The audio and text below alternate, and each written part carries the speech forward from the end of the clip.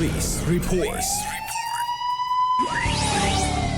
Samantala, isang tricycle driver po ang inaresto na isang bypass operation po sa Alaminos City, Pangasinan. Kinilala ng pulisya ang suspect na isang 58 anyos na residente na mula po sa bayan ng Bani.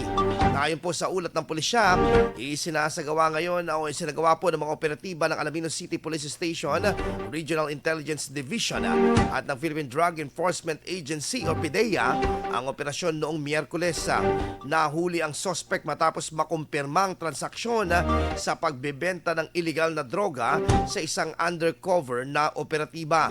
Nakuha mula sa suspect ang 10 gramo ng hinihinalang shabu na nagkakalaga ng 68,000 ang street value.